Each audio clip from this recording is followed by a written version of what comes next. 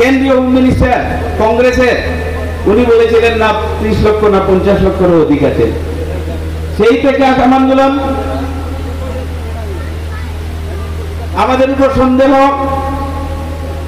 আমাদের নাগরিকত্ব নিয়ে আমাদের লড়াই করতে হচ্ছে সেই দিন থেকে যে আমরা ভারতীয় না, ভারতীয় না। সেই সঙ্গে যুক্ত হয়েছে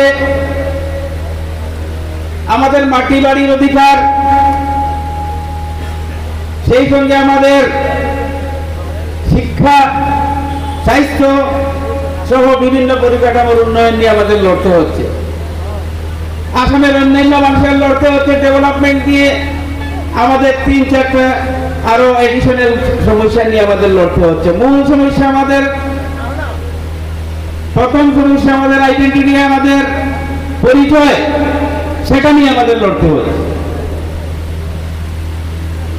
আজকে যখন কংগ্রেসি ভাইরা যাদেরকে আমরা ভোট দেই, যারা সরকারে ছিলেন, এই তো আজকে বেশি দিন নয়, 15 বছর লাগাতার আসামের মুখ্যমন্ত্রী ছিলেন প্রয়াত তরুণ গগৈ সাহেব, সরকার কংগ্রেসে ছিল, আমাদের 6 থেকে 7 জন মন্ত্রী ছিলেন। ওনারা যদি সরকারে থাকতে আমাদের এনআরসি কমপ্লিট করে বলে দিতেন এতজন এই মানুষগুলার এনআরসিতে নাম নথিভুক্ত হয়েছে, ভ্যালিড ডকুমেন্ট দিয়ে এনআরসির প্রক্রিয়া কমপ্লিট করলাম আমরা, সুপ্রিম কোর্টের রায় ছিল এনআরসি কমপ্লিট করার। যদি কংগ্রেস সরকারে থাকতে যাদের সরকারি জমিতে বসবাস করছেন তাদেরকে পাট্টা দিয়ে বলতেন যে তোমরা 10 বিঘা, 2 বিঘা, 5 বিঘা না, আমি 1.5 কাঠা 2 কাঠা মাটি আপনাদেরকে পাট্টা দিয়ে সবাইকে জমির মালিক দিয়ে সুন্দর সুষ্ঠুভাবে থাকার অধিকার দিতেন, তাহলে আজকে কি উচ্ছেদ হতো? আজকে যদি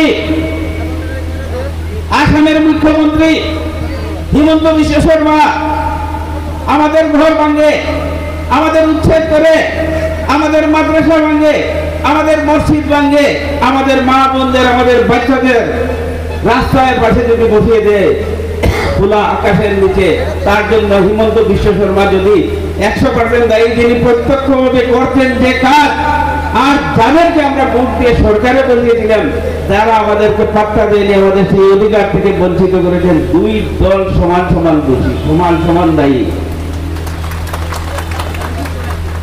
আজকে আপনারা দেখবেন প্রত্যেক জনসভায় কংগ্রেসী নেতারা, কংগ্রেসী ভাইরা বলবেন আমরা সরকারে আসলে মাটির পাট্টা দিয়ে দেব। আমার পাল্টা প্রশ্ন, যখন সরকারে ছিলেন তখন কেন দিলেন না? তার জবাব প্রথম দিন। কি অসুবিধাটা ছিল?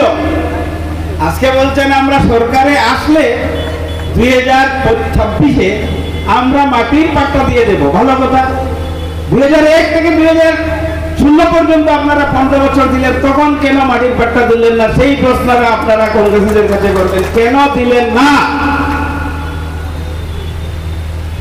তারপরে একটা কৌশলগত কথা বলবেন যে ইউডিএফকে ভোট দিয়ে লাভ কি? কি লাভ হবে? ইউডিএফ তো সরকার বানাবে না,